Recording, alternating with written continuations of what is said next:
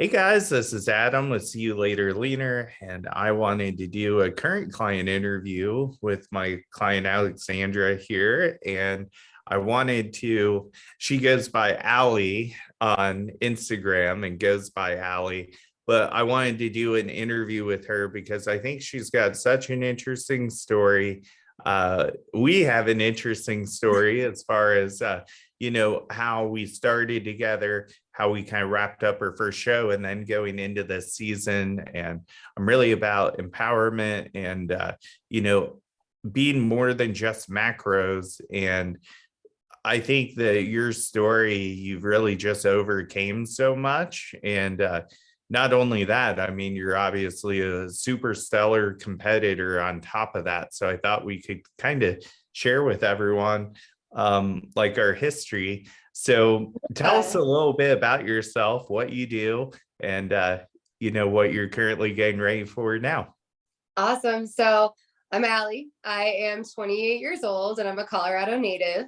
Currently, I am an educator at a cosmetology school, and then I also do hair on the side.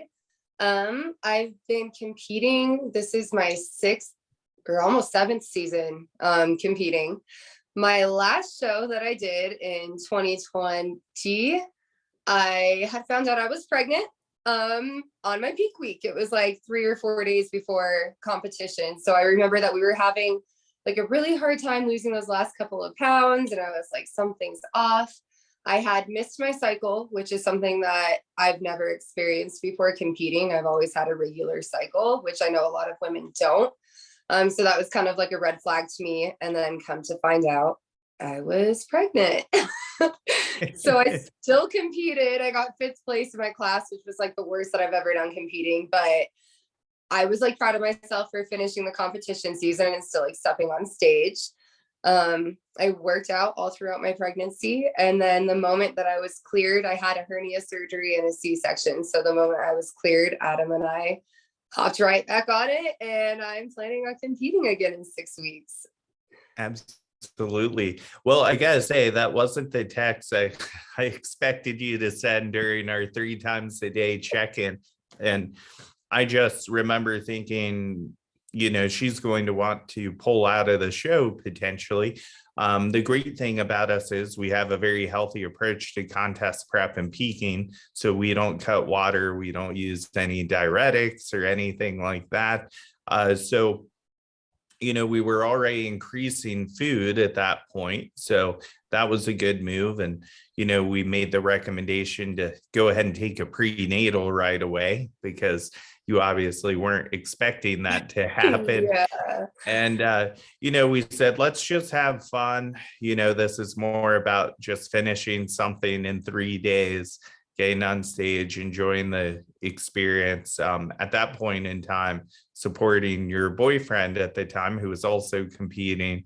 And I think that, it was great that you let me know. Sometimes people, they're kind of shy to make the first announcement to anybody, right? And Yeah. you let me know right away. And I usually am the first person that people let know when they are pregnant. So I obviously keep that super, super private until it's publicly announced. Right. But Allie had some really interesting things. Obviously there was a breakup through your pregnancy, which one like that had to have been super hard. And one of the reasons I wanted to do this podcast, I know so many people struggle with their relationships, and to be able to do what was healthiest for you, and not only protect yourself, protect your child, but also put yourself in a situation where you're the sole supporter of yourself, had to be super scary. And granted, we weren't working directly together at that time because you needed to take some time off to, get finances together and all that stuff. And it was just really cool to watch you empower yourself throughout that whole scary process, because we kind of kept in touch and I was like, Yeah. oh my God. And like, you didn't really reach out to me much. Like you just kind of did that on your own. A lot of people aren't that brave. So I wanted to commend you on that. And, you Thank know, you.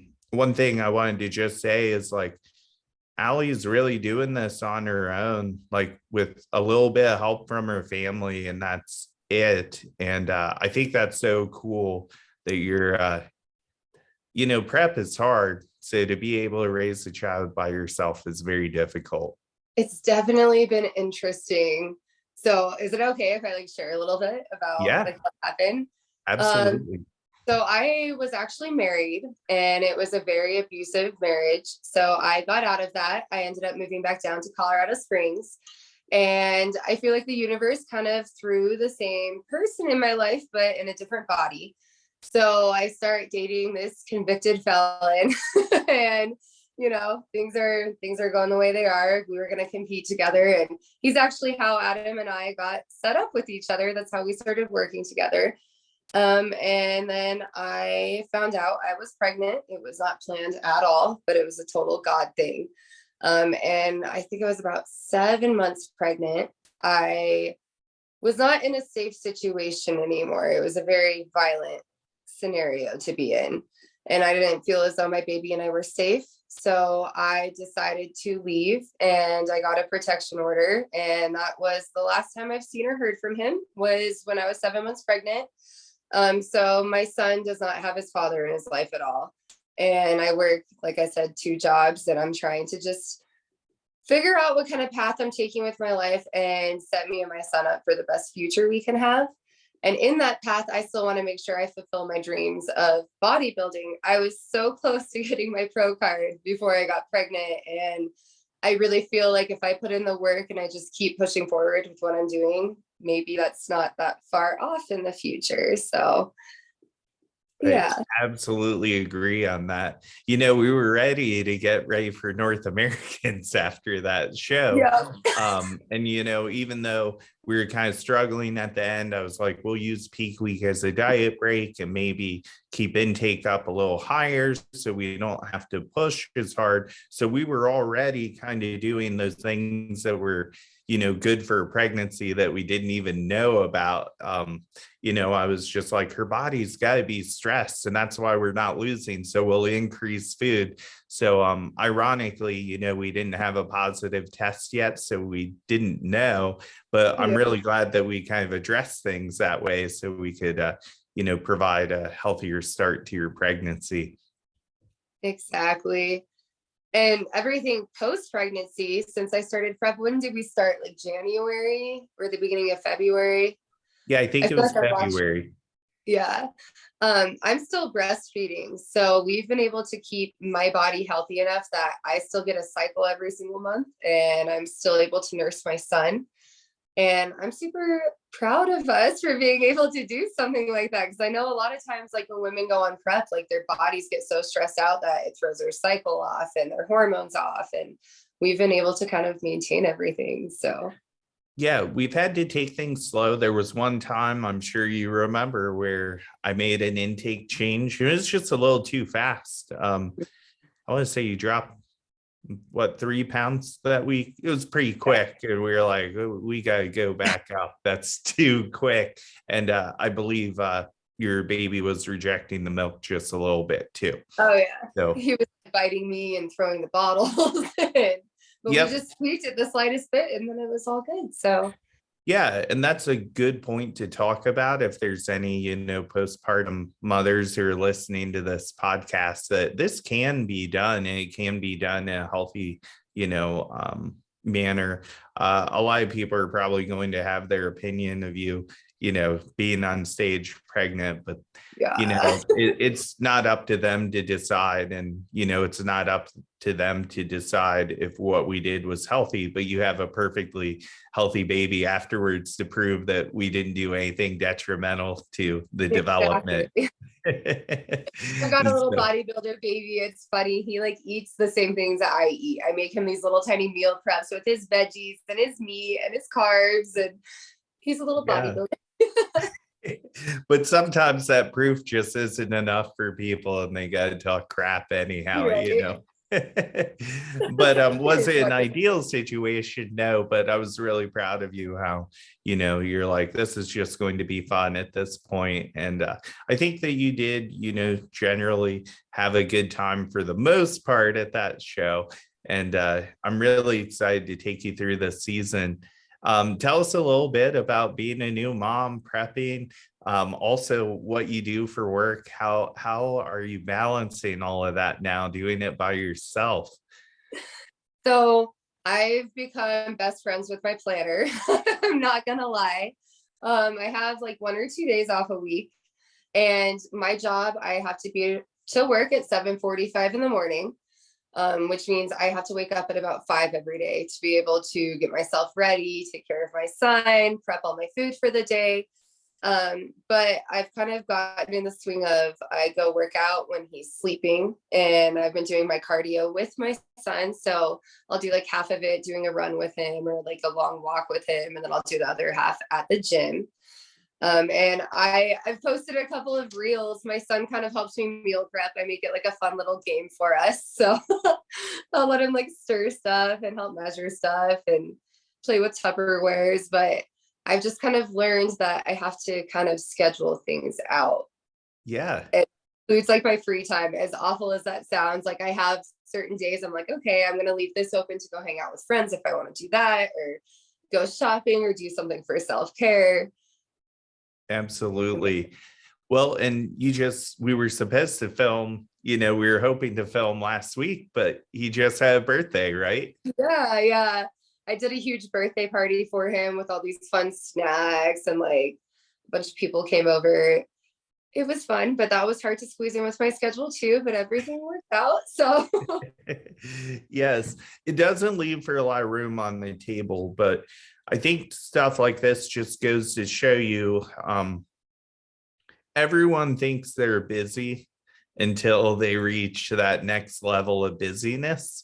And everyone's busy at the end of the day. I know, when I was 14 or 15 and had no responsibilities, I felt like I was busy. And you just right. elevate your level of busyness. So I kind of like talking about these stories because if people put themselves in your shoes, they're like, maybe what I'm going through isn't that bad. And I could even say that myself as a busy coach listening to you.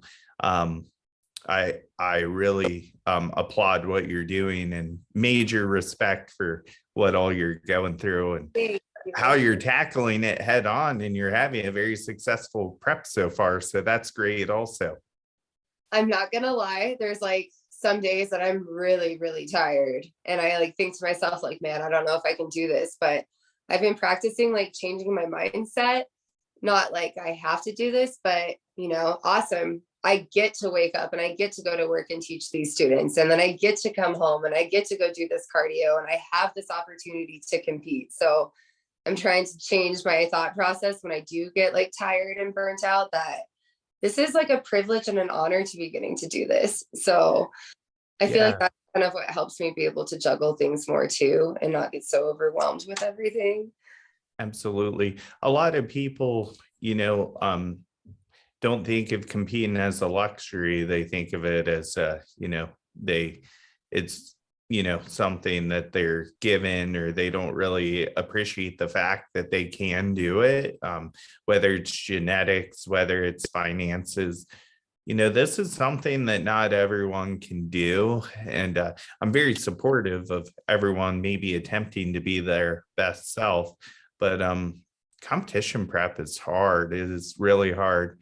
And I really love our dynamic approach and our way of being able to make this work for you, versus if you were just set on a set meal plan or a set program from a coach. They're just not going to watch your milk supply or your schedule or anything like that. And I feel like we've really manicured your prep with just enough rest, but just enough work to keep you progressing week by week. Exactly. Exactly. I'm super happy with how it's going. I cannot wait. I think we have like 5.5 weeks left now. We do, yeah. And then after that, hopefully nationals. So, and Yeah. as you all heard, she lives in Colorado. So we'll be hitting something locally. And then from there, the big stuff. And I'm very, very excited about that. So I think that one thing that's cool about this is not only do you have an interest in your business with teaching students how to do hair, you can also carry that into helping other competitors too. So there's some exciting possibilities there where you can actually take your love of competing and your love of what you currently do and actually be able to maybe implement those two things together in the future. Exactly. And I forgot to tell you, I made some big moves last week. I registered to get all of my certifications for nutrition and personal training. So Heck I'm doing yeah. that on the side right now. I started it this last week, That's so in the little cool. I have. But I would love to be able to like help other women and other competitors not just compete, but live a healthy lifestyle and learn to like love themselves for who they are and love their bodies. Absolutely. I think people will gravitate to you because of just maybe listening to this and knowing what you went through and still made things happen. I think is just shows how much you know um, dedication and determination that you have. Well, thank you. I don't know. I always feel like when life throws you lemons, you can't like victimize yourself. You have to take it and make the best situation out of it and help other people learn from it and grow from it. And you can't feel sorry for Absolutely. yourself. Right. Absolutely. Well, I think this was a wonderful podcast and a little introduction to you. I'm sure we will do some more of these as the season pans out over the next couple weeks. It's hard to do these because you're super busy, but Yeah. we finally got the schedules to align. So it was absolutely wonderful having you. I'm really looking forward to these next couple weeks of prep. Me too. Thank you, Adam. Thank you.